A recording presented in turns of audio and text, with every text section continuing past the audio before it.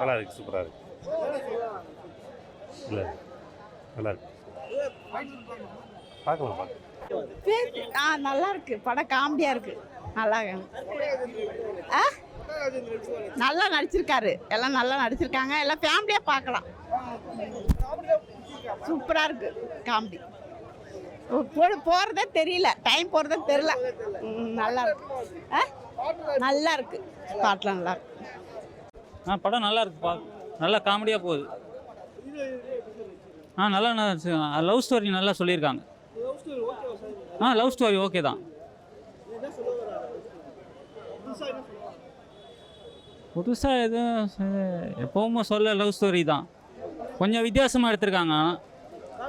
ஃபேமிலியோடு பார்க்கலாம். நல்ல இன்ட்ரெஸ்டிங்காக போகுது படம்.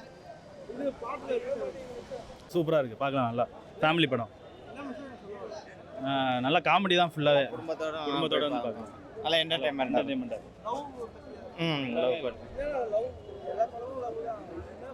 இது எப்படின்னா தற்கொலைக்கு தீர்வு இல்லை.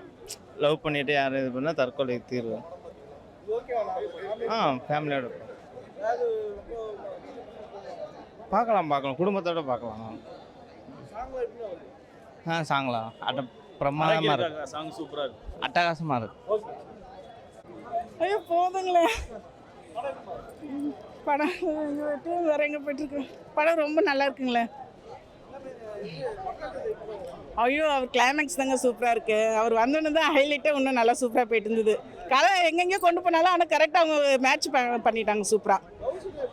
லவ் சீன்லாம் அடிச்சுக்க முடியாது, அந்த அளவுக்கு அழகாக இருக்குது. புது ஹீரோனி போல் பண்ணுற போல இல்லை, நல்லா அழகாக இருக்குது. ஐயோ அவங்களுக்கு வாய்ப்பு நிறைய வந்துட்டு இருக்கணும் இனிமே. அந்த அளவுக்கு நல்லா பண்ணியிருக்காங்க ரெண்டு பேருமே.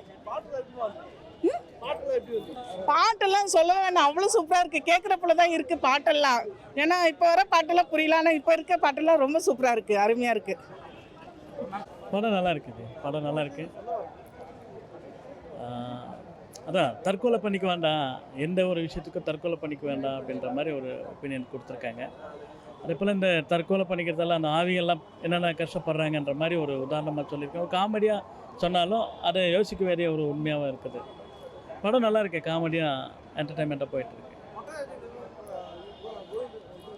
நல்லா வேறு லெவல். நல்லா மொட்டை ராஜேந்திரன் அண்ணா வந்து சூப்பராக பண்ணியிருக்காரு, நல்லா பண்ணியிருக்காரு.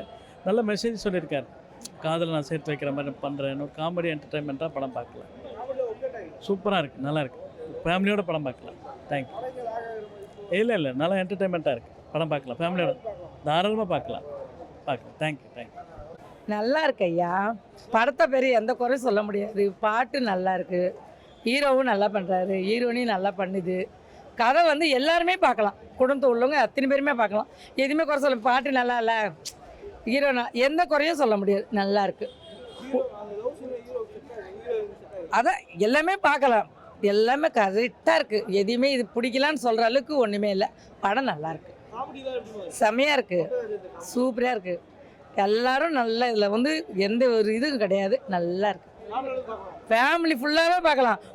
சின்ன குழந்தைலேருந்து அறியாத பிள்ளைங்கலேருந்து வயசானவங்க வரைக்கும் பார்க்கலாம், சிரிக்கலாம்.